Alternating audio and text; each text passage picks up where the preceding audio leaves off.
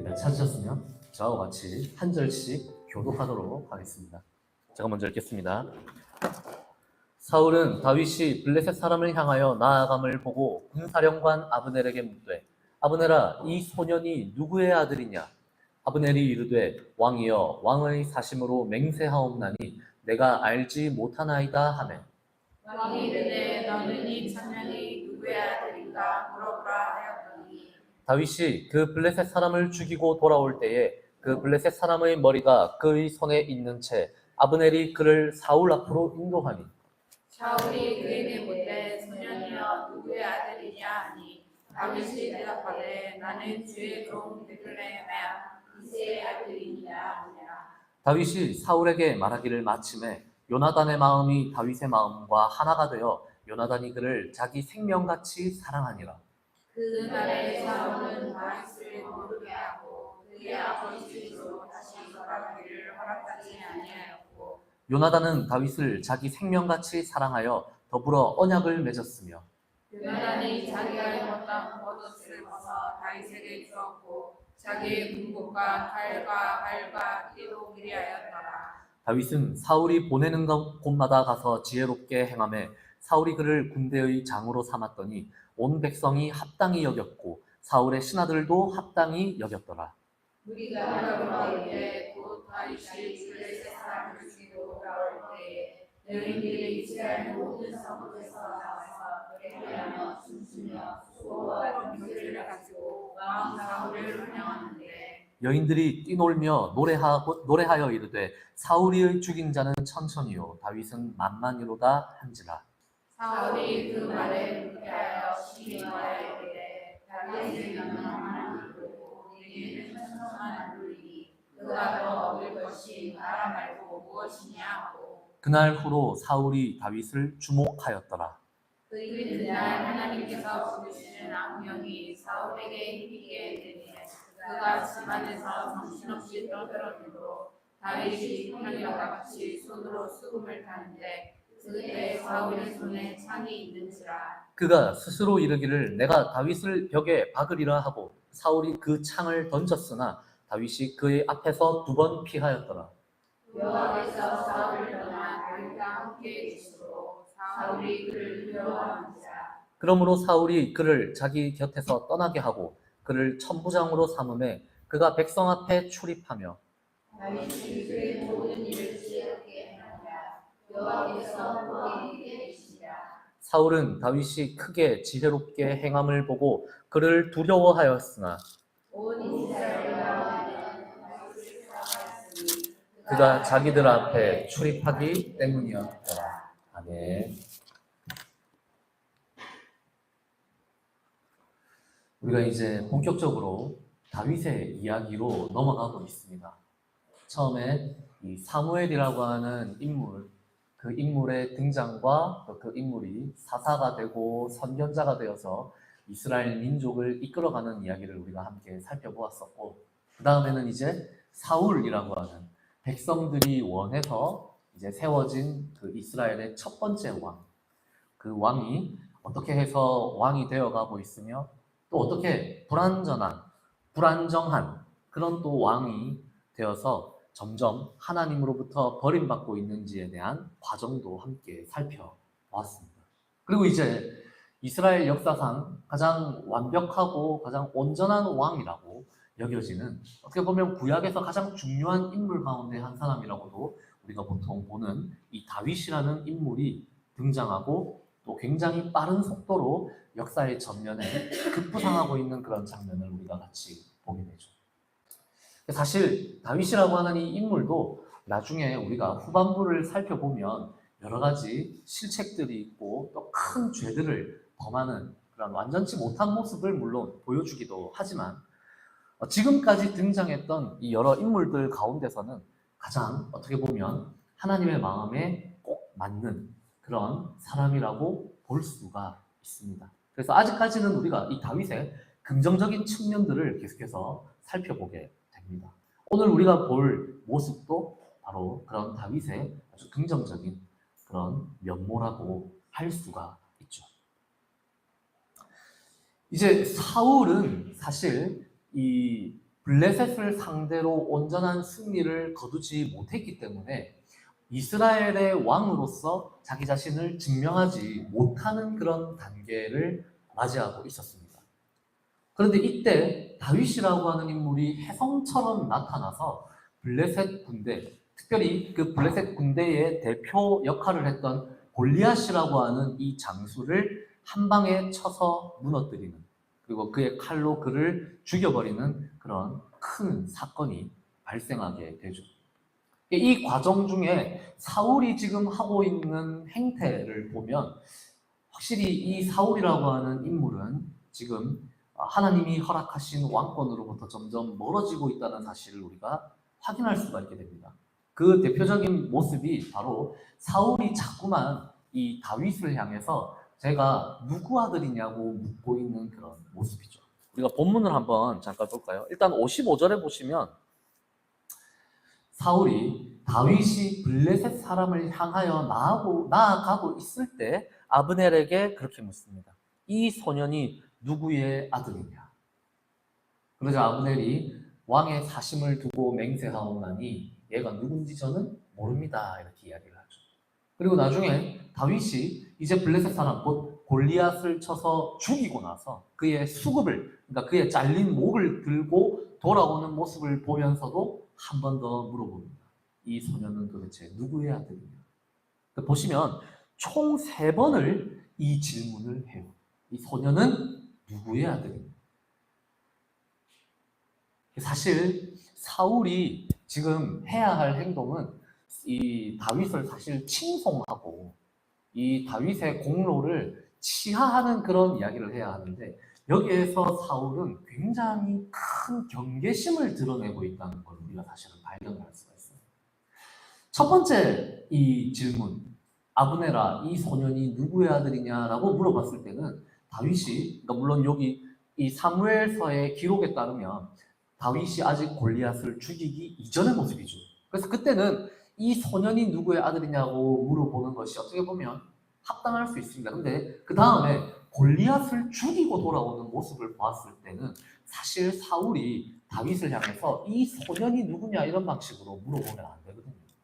이 용사가 누구의 아들이냐 이렇게 물어봐야 사실은 격에 맞는 표현법이라고 쓸 수가 있어요. 그래서 우리가 보통 이 부분은 잘 생각하지 못하고 넘어갈 때가 많은데, 사울은 지금 계속해서 다윗을 향해 이 소년은 누구의 아들이냐라고 이렇게 물어봐요. 이것은 은근히 다윗의 공로를 자꾸만 그 표현을 통해서 깎아내리려고 하는 그런 모습으로도 사실은 읽을 수가 있습니다. 그리고 다윗 자신을 부상시키기보다는 다윗의 집안에 대해서 자꾸만 이렇게 물어보는 것 역시도 한편으로는 사울이 다윗이라고 하는 이 개인의 뛰어난 업적을 자꾸만 뒤로 이렇게 가려보려고 하는 그런 행태로도 볼 수가 있죠. 근데 더 중요한 거는요, 우리가 보통 여기서 사람들이 이제 가장 많이 이야기하는 부분이 어떤 부분이냐면, 왜 사울은 다윗이 누군지 지금 모르고 있냐라는 점이에요.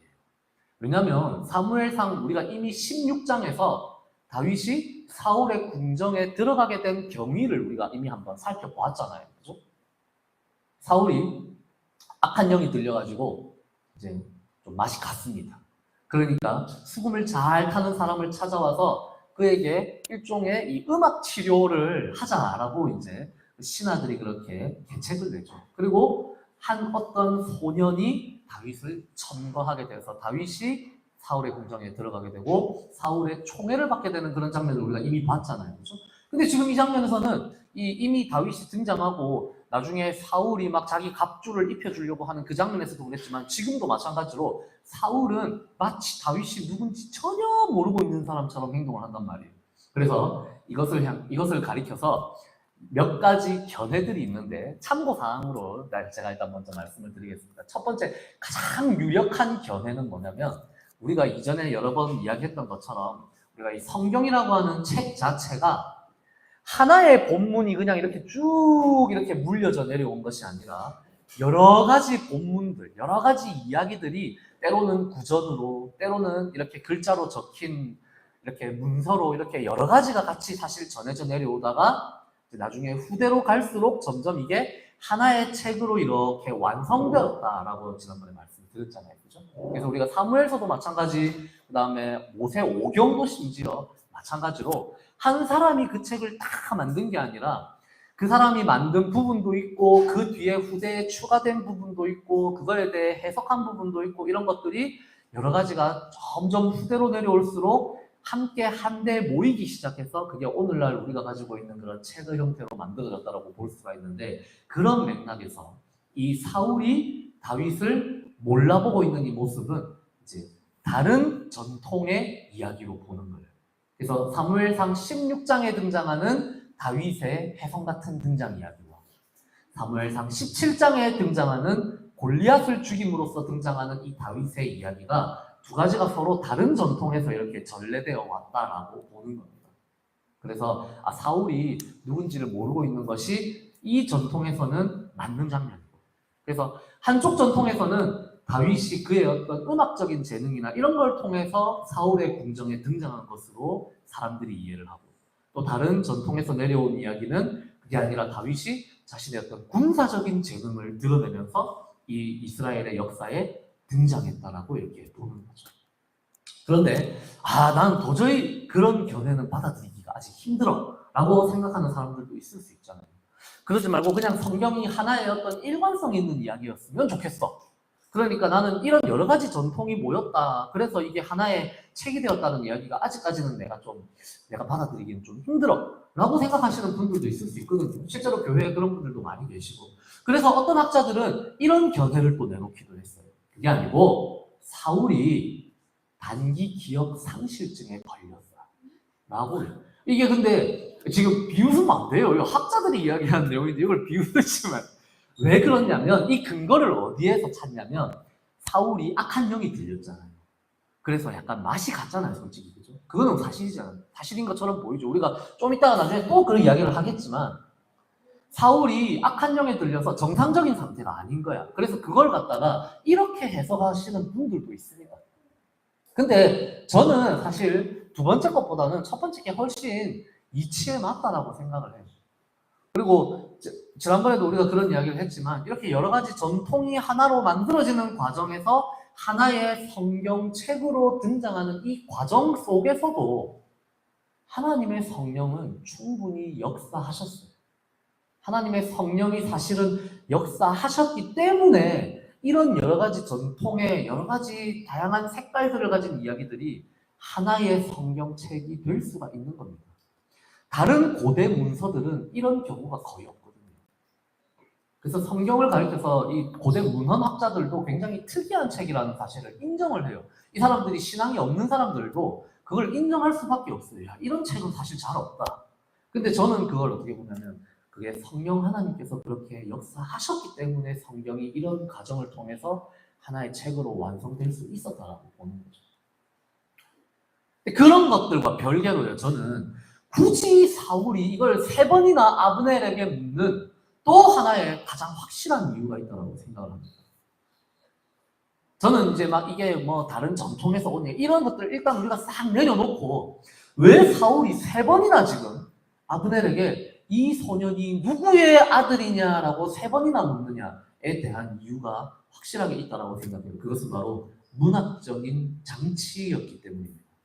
왜냐하면 이전에 보시면요, 다윗이 이 전쟁터에 등장했을 때 백성들이 하는 이야기를 듣거든요. 그게 무슨 이야기냐면, 야, 저 골리앗이라고 나가는 저 블레셋 장수를 죽인 사람에게는 우리 왕이 자신의 딸을 줘서 사위로 삼고 그 아버지의 집을 평생토록 영원히 세금을 면제시켜 준다더라라는 이야기를 들어요. 그래서 다윗이 그걸 갖다가 3번을 묻습니다. 저 블레셋 사람을 죽인 사람에게는 왕이 어떤 것을 약속했느냐라고 3번을 물어봐요. 그러니까 그 3번에 정확하게 상응하는 또 하나의 3번인 거예요. 그래서 사울이 저 소년이 누구냐라고 물어보지 않고 뭐라고 물어봤습니까? 저 소년이 누구의 아들이냐라는 걸 물어본 겁니다. 왜냐하면 그 아버지의 집에 세금을 면제를 해줘야 돼요. 그래서 3번을 아브넬에게 물어본 겁니다. 그리고 왜 하필 아브넬에게 물어봤겠습니까? 아브넬이 지금 사울의 군대 장관이거든요. 아브넬. 저 이세의 아들이라고 하는 저 새로운 저 소년 장수. 제가 지금 얼마나 큰 공을 세웠는지 너 기억해야 된다라고 느지막하게 이렇게 살그머니 언지를 주는 거죠. 다윗이 얼마나 자신의 정권에 혹은 아브넬이 가지고 있는 기득권에 위협이 될 수 있는 존재인지도 보여준다고 할 수가 있겠죠. 그런데 여기에서 사실 이해할 수 없는 장면이 또 하나 연속해서 등장을 해요. 18장 1절 말씀입니다. 우리 18장 1절 말씀 같이 한번 읽어보겠습니다. 18장 1절입니다. 우리 다 같이 시작! 다윗이 사울에게 말하기를 마침에 요나단의 마음이 다윗의 마음과 하나가 되어 요나단이 그를 자기 생명같이 사랑합니다. 다윗이 뭐라고 하냐면요. 소년이여 누구의 아들이냐 이러니까 저는 주님의 종, 당신의 종인 베들레헴 사람 이새의 아들입니다 라고 딱 이야기를 했는데 그때 뜬금없이 그 자리에 있었던 요나단이 갑자기 다윗을 사랑하게 됐더라고요. 다윗의 마음과 요나단의 마음이 하나가 되었다고 합니다. 이 도대체 무슨 뜬금없는 이런 일이 일어날 수 있을까? 순간 요나단이 왜 다윗을 좋아하게 됐을까요? 왜 좋아한 것 같아요? 지금 보면 요나단은요 다윗보다 최소 10살 이상 많습니다. 나이를 추정해보면 최소 10살 이상 많은 사람이에요. 그런데 요나단은 마치 우리가 그냥 이 표현만 보면 마치 엄청나게 애틋한 친구가 생긴 것처럼 그렇게 이야기를 하고 있죠. 그래서 한편으로는 어떤 사람들은 뭐라고 이야기하냐면 요나단이 다윗을 진짜 막 성적으로까지 이렇게 사랑한 것처럼 그렇게 생각을 하기도 합니다. 특별히 이제 퀴어 신학 하시는 분들이 그런 주장을 많이 하죠. 제가 개인적으로 제일 싫어하는 주장입니다. 저는 여러분들 아시겠지만 저는 성소수자들이나 퀴어 신학이나 이런 부분들에 대해서 전혀 거리낌이 없어요. 거부감도 없어요. 저는 그냥 그 신학은 그 신학대로 그냥 그 가치를 인정하는 주의입니다. 그런데 성경을 이런 방식으로 해석하는 게 저는 되게 싫어요. 저는 이게 뭐랑 같다고 생각하냐면 성경을 기복주의적으로 지 맘대로 해석하는 거나 퀴어 신학적으로 이렇게 자기들이 편한 대로 해석하는 거는 본질적으로 똑같은 행동이라고 생각해요. 그래서 제가 제일 싫어하는 해석 방법이라고 생각하는 거예요. 왜냐하면 요나단이 지금 다윗을 사랑했다라고 하는 이 표현을 그런 방식으로는 절대 해석할 수 있는 여지가 없습니다. 구약성서에서는 특별히. 여기에서 요나단의 마음과 다윗의 마음이 하나 되었다라고 하는 거는요. 요나단의 네페쉬가 다윗의 네페쉬와 하나가 되었다라고 보는 건데 이 네페쉬는 영혼이라고 해석되면 안 되거든요. 히브리인들은 헬라 사람들과 달라서 영과 육을 구분해서 생각을 잘 안 해요.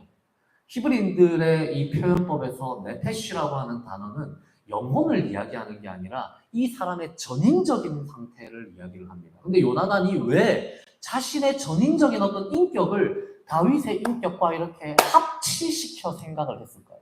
그러면서 요나단이 다윗을 사랑했다라고 표현하고 그 뒤에 보면 또 중요한 표현이 하나 등장하는데 요나단이 다윗과 언약을 맺었다라고 얘기합니다. 근데 여러분 먼저 우리가 하나 더 생각할 게 있어요. 요나단이 그 자리에 있었다는 뜻이거든요. 그러면 그죠? 다윗이 골리앗을 죽이고 돌아오는 이 자리에 요나단이 있었다는 뜻이에요. 근데 여러분 이전에 우리가 요나단의 모습을 한번 생각해 보세요. 요나단이 얼마나 용맹한 사람이었는지 한번 생각해 보십시오. 요나단이요 블레셋 군대에 블레셋 진영에 자기 무기 등장하고 둘이서 쳐들어간 사람이에요. 그렇지 않습니까? 생각해 보세요. 그죠?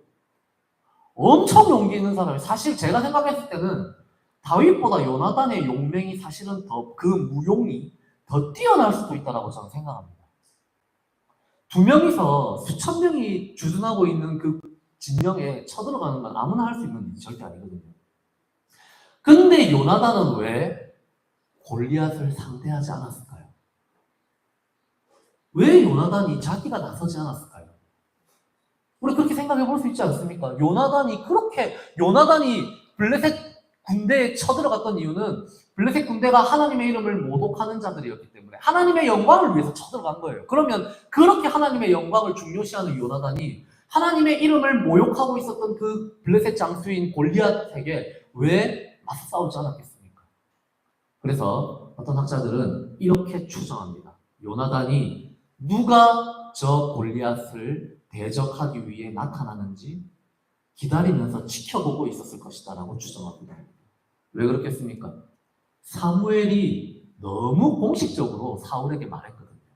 하나님이 네 나라를 네보다 더 나은 이웃에게 주실 것이다 라고 너무 대놓고 선포를 해버렸거든요. 그러니까 사울도 그 말을 마음에 담아두고 긴장하고 있었고 요나단도 심지어 그 말을 자기 마음에 담아두고 있었을 가능성이 굉장히 높습니다. 그러니까 요나단은 골리앗이라고 하는 저 무시무시한 대적이 나타나서 하나님의 이름을 땅바닥에 떨어뜨리고 있을 때 어쩌면 이것이 지금 바로 그 왕보다 더 나은 이웃이 등장할 수 있는 그 순간, 역사적인 순간이다라고 추측하고 있었을 수도 있겠죠. 내가 만약에 나서지 않는다면 분명히 이스라엘 군대에서 누군가는 나타나서 저 골리앗이라고 하는 저 사람을 죽일 수 있을 것인데 그러면 바로 그 사람이 하나님이 예고하셨던 사무엘 선지자의 입을 통해 말씀하셨던 우리 아버지보다 더 나은 인물일 수 있겠다 라는 것을 예감하고 있었을 수도 있어요. 그러니까 어떤 일이 일어난 겁니까? 다윗이 골리앗을 쓰러뜨리고 돌아오자마자 요나단이 그의 마음과 그의 모든 전 인격을 들어서 다윗에게 바치는 거예요. 지금 여러분 여기서 사랑했다라고 하는 표현이 뭐 어떤 남자와 여자와의 사랑 혹은 남자와 남자와의 사랑, 지금 이 사랑의 표현이 아니에요. 여기서 쓰인 이 아하브라고 하는 이 표현은요, 고대 근동 세계에서 또 여러분이 사랑하시는 또 제가 좋아하는 고대 근동 세계에서 아하브라고 하는 이 사랑한다라고 하는 표현이요, 종주권 관계 속에서 굉장히 많이 등장하는 표현입니다. 그래서 여기서 사랑이라고 하는 말은 충성을 바쳤다는 표현이에요. 사실은 우리식으로 이야기하면. 그래서 그 뒤에 어떤 표현이 바로 따라오냐면 언약을 맺었다는 표현이 등장합니다. 여기서 말하는 언약은 뭐냐면 하나님과 이스라엘 백성 사이에 맺는 그 언약처럼 종주권 언약. 그러니까 지금 요나단은 다윗, 내가 왕의 아들이지만 내가 당신에게 충성을 맹세합니다라고 이야기를 한 거예요. 이 아하브라고 하는 이 표현은 우리가 생각하는 어떤 정적인 어떤 그런 정서적인 어떤 정신적인 그런 사랑이라기보다 백성들이 혹은 신하가 혹은 작은 나라가 큰 나라에게, 신하들이 왕에게, 백성들이 지도자에게 바치는 사랑이에요. 그래서 고대 근동에서는 충성을 요구하는 걸 가리켜서 사랑을 요구하는 행태로 이렇게 받아들인 겁니다. 그래서 백성들은 왕을 사랑해야 된다라고 그렇게 가르치는 거예요. 그래서 여기서 등장하는 이 아하브라고 하는 표현은 우리가 생각하는 사랑이 아닙니다. 충성을 바치는 겁니다. 그래서 바로 요나단이 다윗에게 그런 충성을 바치는 것이죠. 그래서 그 증거로 요나단이 어떤 행동을 또 하냐면 4절 말씀입니다. 우리 4절 한번 보세요. 자기가 입었던 겉옷을 벗어서 다윗에게 줍니다. 자기의 군복과 칼과 활과 띠도 다윗에게 다 줍니다. 근데 여기에서 다윗이 그걸 거절했다는 표현이 없죠. 다윗은 그걸 받아들여요. 다윗이 사울이 그에게 주었던 사울의 장갑들, 사울의 이 그 군복과 칼과 이런 것들은 거부하거든요. 요나단이 그에게 바치는 이 그의 옷과 겉옷, 그리고 띠와 활과 칼은 다 받아들입니다. 이 말은 무슨 말이겠습니까? 다윗이 요나단의 충성 맹세를 받아들였다는 뜻입니다. 그리고 여기서 저는 한 가지 더 우리가 생각해 볼 지점이 있다고 생각하는데, 다윗이요, 요나단의 이 충성을 받아들였다는 말은 저는 어떻게 해석하냐면, 저도 이제 제가 삼국지나 이런 거 워낙 좋아하니까, 약간 이런 옛날 이런 그 왕들의 이야기 이런 것들 워낙 좋아하니까 저는 여기서 어떤 부분이 눈에 약간 들어왔냐면요, 다윗이 나중에 사울을 죽일 기회가 2번이나 있었잖아요. 근데 다윗이 사울을 안 죽이거든요. 안 죽이고 살려놔요. 그죠? 다윗은 사울의 왕위를 뺏을 마음은 없었던 것 같아요. 근데 요나단이 그에게 바친 충성을 보면 사울이 죽고 나서 비로소 다윗이 이스라엘의 왕이 됩니다. 그러니까 사울이 살아있는 동안에는 다윗은 사울의 왕위를 빼앗아올 마음은 없었던 것 같아요. 그런 맥락에서 보면 사울의 칼과 뭐라고 했죠? 그 갑주는 그가 거부했지만 요나단의 겉옷과 칼과 활과 띠는 다윗이 받아들입니다. 그래서 다윗은요, 사울의 왕위의 그 왕으로서의 어떤 권위는 자기가 끝까지 인정을 해주고 싶었던 것 같아요. 근데 마음에는 아마 그런 마음이 있었을 거예요. 저 사람이 죽으면, 만약에 정말 내가 하나님께서 세우실 왕이라면 하나님이 내가 죽기 전에 저 사람 죽게 하지 않겠나. 저 사람이 죽으면 그래도 나는 저 사람에게 충성을 끝까지 바치다가 저 사람이 죽으면 그때 돼서 내가 왕이 되겠지 라는 마음을 아마 가지고 있었던 것 같아요. 그래서 실제로 역사가 그렇게 흘러갑니다. 어떻게 보면 다윗은요, 사울을 진짜 자신의 충성의 대상으로 여겼던 거죠. 그런데 그 사울의 아들인 요나단은 또 다윗을 자신의 충성을 바칠 대상으로 여기고 있었던 거죠. 굉장히 복잡하게 이 관계가 꼬여 들어가고 있었습니다. 이 사랑했다라고 하는 표현이요, 오늘 마지막 절에 보면 또 등장합니다. 온 이스라엘과 유다는 다윗을 사랑하였다. 그러니까 이 표현도 똑같은 표현이에요. 사실은 정치적인 충성의 표현입니다. 그래서 다윗이 얼마나 잘했으면, 사울은 그를 죽이기 위해서 사실 다윗을 자꾸 전쟁터로 내보내고 일반 백성들을 접하게 하고 했지만, 다윗은 정작 그 일을 통해서 온 이스라엘 전체의 정치적인 지지를 얻게 됩니다. 그래서 온 이스라엘과 유다가 사울이 아니라 다윗을 사랑하는 일이 일어나요. 여기서 사랑도 똑같은 아하브라고 하는 단어가 쓰였거든요. 정치적으로 충성했다라는 단어입니다. 근데 이게 참 보면 씁쓸하죠. 왜냐하면 원래 온 이스라엘과 유다가 누구를 사랑해야 됩니까? 원래는 그죠, 사울을 사랑해야 하는데 사울은 한 번도 이 온 이스라엘과 유다로부터 사랑을 받았다라는 표현이 등장하지 않습니다. 그러니까 사울의 지지 기반은 연약했던 거죠. 그런데 다윗은 오히려 온 이스라엘로부터 이 정치적인 지지를 받는 데 성공한 사람이 됩니다. 그렇기 때문에 나중에 다윗의 치세로 넘어가게 되면 이스라엘이라고 하는 이 나라가 다윗이라는 이 한 강력한 지도자 아래에 엄청나게 강력한 나라가 될 수가 있는 거죠. 그래서 그때 주변의 많은 나라들을 강력한 이 힘을 가지고 정복을 해나갈 수가 있게 된 거죠. 이제 문제가 본격적으로 갈등이 발생합니다. 하나님이 다윗과 함께 하시기 때문에 다윗은 말 그대로 승승장구하는 시간들을 보내게 돼요. 그러면 누가 가장 그 꼴을 못마땅하게 보겠습니까? 사울이죠. 사울은 이전에 우리가 본 것처럼 이 처음에는 출발은 괜찮았는데 이 왕위에 집착하기 시작하면서부터 사울은 급속도로 망가지기 시작했거든요. 그러면서 더 집착하게 돼요. 내가 이거 절대 뺏기면 안 되는데 혹시 어떤 놈이 나타나서 이걸 빼앗아가면 어떡하지 하는 그 안전을 부절함이 사울을 점점 망가뜨리게 됩니다. 그래서 사울이 오늘 이제 이 모습을 보면 6절에 보면요, 무리가 돌아올 때, 곧 다윗이 블레셋 사람을 죽이고 돌아올 때, 이걸 우리가 두 가지 장면 중에 하나로 볼 수가 있는데, 하나는 뭐냐면 골리앗을 죽이고 나서 돌아와서 이스라엘 군대가 이제 일종의 승전식을 가졌을 때의 일로 볼 수도 있고, 아니면 그 이후에 다윗이 또 다른 데 쳐들어가서 블레셋 군대를 상대로 승리하고 돌아올 때 그때 승전식일 수도 있어요. 그때 하여튼 백성들이 나와가지고 아주 순수한 마음에 노래를 부릅니다. 여인들이 소고와 경새를 치면서 노래를 부르는데 하필 이때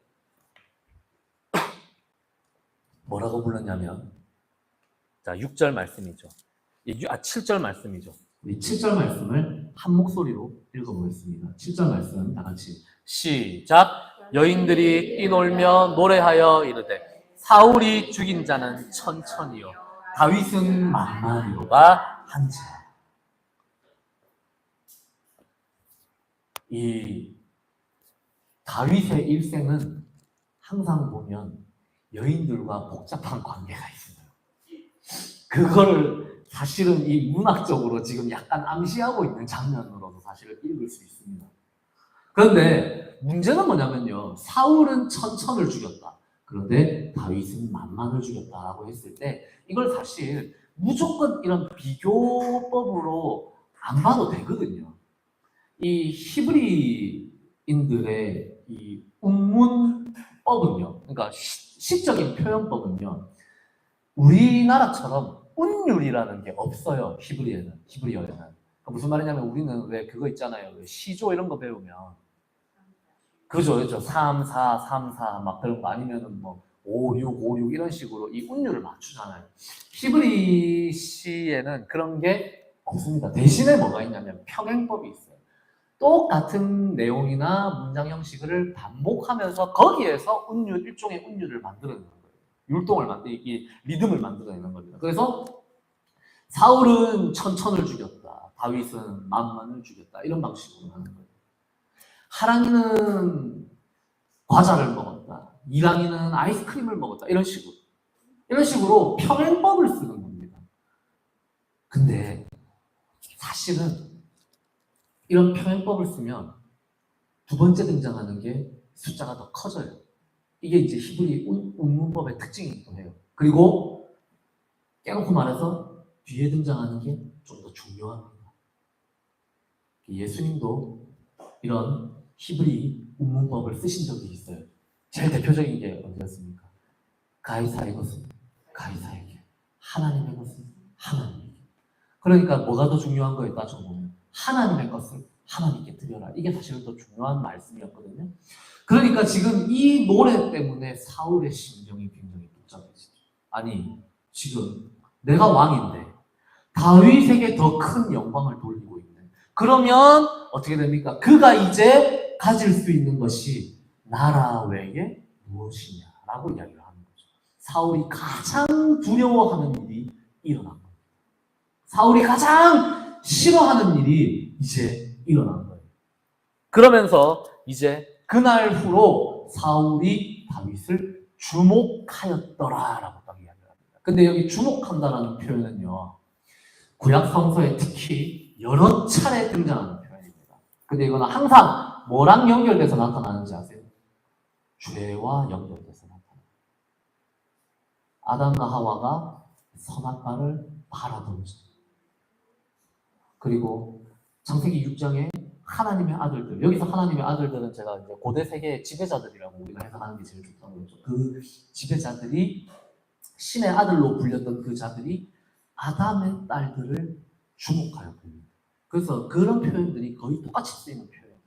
그러니까 이 주목하여 본다는 표현은요, 약간 죄악과 연관되어 있는 표현이에요. 그래서 실제로 이 뒤에 어떤 일이 일어납니까? 사울의 증오가 시작이 돼요.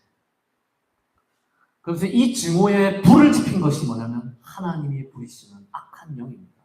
생각을 해보면요, 우리가 악한 영의 핑계만 들면 안 돼요. 그러니까 여러분 생각해 보십시오. 우리가 지금까지 교회에서 좀 배우고 자라기를, 우리는 무슨 일이 생기면 자꾸 마귀 핑계를 대는데 능숙했습니다. 그렇지 않습니까? 그래서 막 무슨 일이 생기면 이거는 악한 영의 역사예요. 근데 사실은 그 악한 영이 역사할 수 있도록 우리가 먼저 그 악한 영에게 어떻게 보면 자리를 내어주는 걸 수도 있어요. 사울의 마음 가운데 만약에 그래도 다윗을 내가 아껴줘야지, 그래도 나라를 구한 구국의 영웅인데 내가 이 사람 아끼지 않으면 누가 아껴주겠어, 얼마나 훌륭한 청년이야, 이런 마음이 계속 있었다면 악한 영이 그의 마음에 틈타지 못했을 수도 있다라고 저는 생각을 해요. 근데 사울의 마음 가운데 악한 영이 틈타기 좋은 마음밭이 딱 됐죠. 그게 뭡니까? 질투, 시기, 증오, 분노, 이런 것들이 그의 마음 가운데 들어오기 시작하자 악한 영들이 그곳에 틈타 들어오기 시작합니다. 제가요, 악한 영의 역사는요, 이런 방식으로 역사하기 쉽다라고 저는 생각을 하는데, 여기서 하나만 좀 제가 말씀드리고 싶은 걸 이야기를 드리면, 이런 이야기는 또 이제 우리 기성교회에서는 싫어하실 수도 있는데, 저는요, 악한 영이 역사하는 거랑 성령 하나님께서 역사하시는 거랑 우리가 겉으로는 분간하기가 굉장히 힘들다라고 생각을 합니다. 그러니까 그래서 조심해야 될 게 뭐냐면, 뭔가 어떤 신비한 현상이 드러날 때, 굉장히 신비한 어떤 일들이 일어날 때, 우리 가운데 뭐 누가 막 방언이 팍 터진다든지, 아니면 뭔가 어떤 놀라운 치유의 어떤 일들이 일어난다든지, 이게요 전부 성령 하나님의 역사라고 우리가 100% 확신해서는 안 된다라고 생각하는 이유가 뭐냐면, 악한 영들이 역사할 때도 똑같은 일들이 일어날 수가 있어요. 똑같은 기적들이 일어날 수가 있다고요. 나중에 그게 성령 하나님의 역사인지 악한 영의 역사였는지를 나중에 그 결과가 드러나게 합니다. 이 지금 사울이요, 악한 영에 들렸는데 이때 무슨 행동을 하냐면요, 10절에 보시면 그 이튿날 하나님께서 부리시는 악령이 사울에게 힘있게 내리네. 완전히 악한 영에게 사로잡힌 상황이거든요. 그가 집안에서 정신없이 떠들어대므로라고 하는 표현이 등장합니다. 제가 이 표현이 도대체 뭘까 너무 궁금해서 히브리 원어도 찾아보고 이전에 다른 용례들을 다 찾아봤어요. 그러니까 히트나베라고 하는 표현이거든요. 이 표현이 정신없이 떠들었다는 표현이. 이게요, 이전에 사무엘상 6장인가 9장에 보면 사울이 똑같은 행동을 하는 장면이 있습니다. 그게 언제인지 아세요? 하나님의 영을 받아서 그가 예언했을 때 이 모습이, 그가 예언했을 때, 그게 부정적으로 묘사되진 않거든요. 그 장면이 하나님의 영이 임했을 때 그가 했던 그 방식이 악한 영이 임했을 때 지금 똑같이 하고 있습니다. 그러니까 미치게 어르신 거죠, 사실 우리는. 그죠? 그런데 이때 어떤 결과가 나타납니까? 사울이 예언을 하는 게 아니라, 하나님의 일들에 대해서 막 떠들어대는 게 아니라, 여기서 떠들어대는 이 증상, 여기서 막 이 예언적인 어떤 발언들을 쏟아내는 증상은 저주의 발언들이었을 가능성이 매우 높죠. 그리고 그 저주가 누구를 향하고 있겠습니까? 다윗을 향하고 있어요. 그래서 그의 손에 뭐가 쥐어져 있었습니까? 창이 쥐어져 있었습니다. 이 창이 쥐어져 있었다는 말, 여러분 바로 전장 17장에 보면 누구의 손에 창이 들려 있습니까? 골리앗의 손에 창이 쥐어지게 되죠. 이 창을 쥐는 자는 골리앗입니다. 물론 그의 무기 든 자가 쥐고 있었겠지만, 그래서 이 사울은요, 창을 2번이나 쥐거든요. 근데 다윗이 그걸 마치 요리조리 이렇게 막 쉽게 피한 게 아니에요. 진짜 간발의 차로 피했다라는 표현이 여기 딱 등장합니다.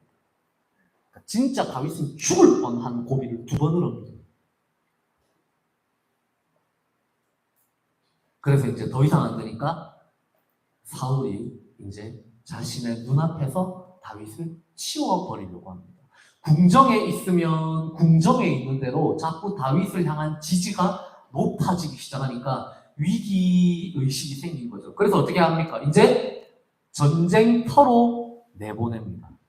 군대의 장으로 삼은 상태였기 때문에, 여기서 군대의 장이라는 말은 이 엘리트 부대, 정예 부대의 대장이라는 뜻이거든요. 이 히브리어를 보면 이 정예 부대를 이제 전쟁터 곳곳에 내보내서 다윗을 죽게 만들려고 한 거예요. 사실은 전사시키려고 한 겁니다. 그런데 어떻게 됩니까? 죽기는커녕 자꾸만 공을 세워서 돌아오게 되죠. 그러면서 가는 곳마다 백성들의 마음을 어루만져주고 백성들의 지지를 받게 되고, 어떤 전쟁터를 갈 때마다 그곳에 있는 이스라엘 백성들과 친하게 되고, 그래서 온 이스라엘과 유다 전체의 정치적인 지지를 끌어내게 되죠. 위기가 기회로 바뀝니다. 그런데 제가 이런 이야기 다 하면 사실 설교가 길어진다는 거 알면서도 여기서 꼭 이야기하고 넘어갈 점이 하나 있는데, 여러분, 사울이 지금 다윗을 대하는 이 방식을 다윗이 나중에 똑같이 악용합니다. 누구를 대상으로 악용하는지 아세요? 우리아를 대상으로 악용합니다. 그 사울이 자기를 죽이려고 했던 행동이에요. 이거는 사실 전쟁터에 계속 내보내가지고 어떻게든 전사하게 만들려고. 근데 다윗은 자기가 알아요. 하나님의 은혜로 내가 이 전쟁터에서 끝까지 살아남고 있다는 거 다윗은 누구보다 잘 알았었거든요. 여러분, 이게 성서 본문에는 다 이렇게 자세하게 묘사가 안 되어 있지만 그 과정 중에 다윗이 얼마나 많은 죽을 고비를 넘겨왔겠어요. 그러니까 백성들의 사랑과 지지를 받은 거 아니겠습니까? 그죠? 그걸 누구보다 잘 아는 인간이 나중에 자기가 죄를 짓고자 하니까 자기가 당했던 걸 자기 사랑하는 부하한테 그대로 시켜요. 저는 그래서 그게 진짜 악한 모습이라고 생각해요. 다윗의 정말 악한 모습. 왜냐하면 자기는 하나님의 은혜로 그 상황들 가운데 살아남았다는 거 쥐가 누구보다 잘 알고 있잖아요. 그런데 그걸 자기의 그 가늠 사건을 덮기 위해서 자기가 사랑하는, 그리고 자기에게 충성을 다하는, 이 오늘 본문의 표현에 따르면 자기를 사랑해주는 그 우리아에게 그런 행동을 한 겁니다. 말씀을 정리하겠습니다. 여러분, 다윗이 지금 이렇게 죽을 고비들을 넘겨가며 이렇게 이스라엘 전역의 왕으로서의 자격을 갖추어가고 있는 것, 이것은 누구 덕분입니까? 사실은 오늘 본문의 표현에 따르면 하나님이 그와 동행하고 계시기 때문이에요. 다윗이 물론 잘한 점도 있죠. 다윗이 잘난 점도 있고, 다윗이 탁월한 면모들도 있고, 다윗이 눈치 빨랐던 것들도 있죠. 그런데 무엇보다도 성경의 진술을 따르면 그것은 하나님께서 그와 함께 하셨기 때문이다라고 이야기합니다. 그런데 우리가 곰곰이 생각을 해보세요. 이전에 다윗은 자기가 그걸 미리 고백을 한 적이 있습니다. 그죠? 다윗이 자신이 목동이었던 시절에 사자와 곰이 그 양 새끼를 물어가는 그때에도 자기는 그 사자와 곰과 맞서 싸워서 죽였고 이겼고 그 양들을 구출해 올 수 있었는데 그게 누구 덕분이라는 걸 다윗은 알았습니까? 하나님 덕분이라는 걸 알았습니다.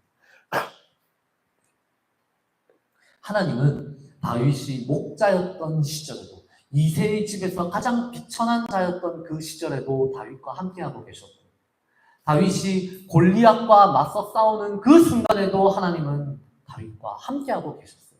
그리고 이제 어떻게 보면 골리앗과 싸우는 것보다 훨씬 더 힘들고 어려운 싸움이죠. 궁정에서 그 정치적인 싸움을 해내는 것. 그 순간들 속에서도 하나님은 끝까지 다윗을 지켜주십니다. 그래서 하나님이 함께 하시면 어떤 위기 가운데서도 결코 죽지는 않는다는 것. 그리고 그 고난과 역경 가운데 하나님이 함께 하시면서 결국은 그 시간들이 우리라고 하는 이 인격체들을, 우리 자신들을 신자다운 신자로 점점 더 빚어가는 그 시간이 된다는 것. 우리가 이전에 그런 이야기 했잖아요. 우리 고대 근동에서 왕이 되는 과정이 3단계가 있다고 했죠. 처음에는 뭡니까? 지명을 받는 거예요. 그죠? 다윗도 똑같이 지명을 받았습니다. 그게 언제 받았습니까? 사무엘이 그에게 와서 뿔에 기름을 닿아서 기름을 부었죠. 그때 사실은 하나님으로부터 지명을 받은 거예요. 근데 2번째 단계가 있죠. 그게 뭡니까? 지명 다음에는 증명입니다. 증명. 네. 블레셋과의 군대와의 이겨야 되고, 그죠? 그런 과정을 거쳐야 되는데, 그 과정을 거쳤다고 해서 다윗이 바로 왕이 된 게 아니에요. 다윗은요, 사실 그거보다 훨씬 긴 증명 과정을 거칩니다. 원래 원칙대로라면 골리앗을 죽였을 때, 그리고 블레셋 군대를 상대로 큰 승리를 거뒀을 때 다윗은 원래 바로 왕이 되어도 돼요. 그렇죠? 확증을 받아도 돼요. 그걸 알았기 때문에 요나단이 그 자리에서 바로 충성 맹세를 한 거예요, 사실은. 그런데 다윗의 경우에는 독특합니다. 다윗은요, 증명 과정이 훨씬 길어져 버려요. 왜 그런지 아십니까? 다윗이 사울을 죽이지 않았기 때문입니다. 그래서 그때부터 다윗은요, 다윗의 증명 과정에는 한 가지 요소가 더 들어갑니다. 블레셋을 상대로 전쟁을 이기기도 했지만 그 이후에 사울이 죽을 때까지 무슨 과정이 더 들어가냐면 고난이라고 하는 과정이 더 들어가요. 다윗은 고난을 통과해 가면서 자신이 이스라엘의 왕이 될 자격이 있다는 것을 증명을 해냅니다. 그 아둘람 굴로 돌아다니면서 광야로 쫓겨 다니면서 심지어 적국이라고 할 수 있는 블레셋에 자신의 몸을 의탁했다가 거기에서 미친놈인 척 막 흉내도 냈다가 그런 과정들을 거치면서 다윗은 이스라엘의 왕으로서의 자격을 증명을 해요. 예수님도 고난의 세월을 통과해내면서 공생의 3년의 기간을 통과해내면서 하나님의 아들이심을 증거합니다. 우리는 어떻습니까? 하나님의 영이 함께 하신다고 했을 때 우리도 마찬가지 아닙니까? 우리가 우리의 삶을 증명해낼 수 있는 수단은 뭡니까? 그리스도인다운 그리스도인.